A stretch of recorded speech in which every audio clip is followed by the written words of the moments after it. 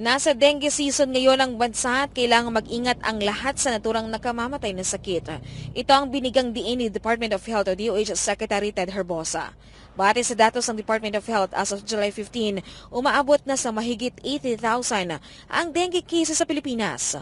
Ang taong nakagat ng dengue-infected na lamok ay maaring makaranas ng mga sumusunod na sintomas. Una, biglang pagkakaroon ng mataas na lagnat na maaring magtagal ng 2 hanggang 7 araw. Sakit sa muscle, kasukasuan at sa likod ng mga mata. Lubhang panghihina at pagkapantal, pagdurugo ng ilong, pananakit ng tiyan at hirap sa paghinga, kulay kaping suka at pagtatain ng kulay itim. Pagka nagkaroon ng simptomas na parang dengue, nagkaka-rash, nagkakalagnat, mapatingnan kaagad. Sinabi naman itong nanatiling mababa ang fatality rate sa dengue na hindi pa umaabot sa 1%. Mababa ang fatality rate, magaling na kami gumamot ng dengue, basta ma-pick up kaagad.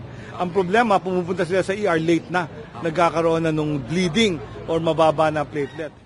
Pero paglilinaw ng kalihim, hindi lahat ng kaso ng dengue ay kailangang i-confine sa ospital. Pero ito ay dedepende sa sasabihin ng doktor.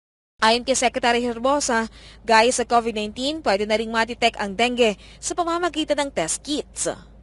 Meron na rin test kit anong tawag doon sa rapid test? Dengue test kit, rapid dengue test kit. So, pagka suspicious kayo kung dengue sa ER ng mga ospital, meron yung kit parang yung sa rapid antigen test.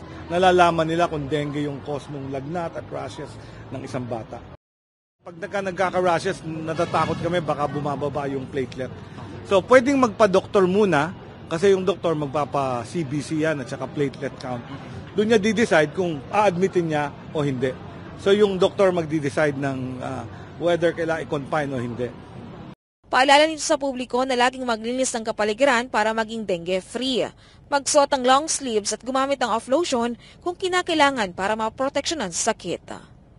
Magbasa tayo ng mga Department of Health information, advisory about dengue. Alamin din sa community nyo. Kasi pag doon sa kapitbahay nyo, dami na ng may dengue, kailangan mag-ingat kayo.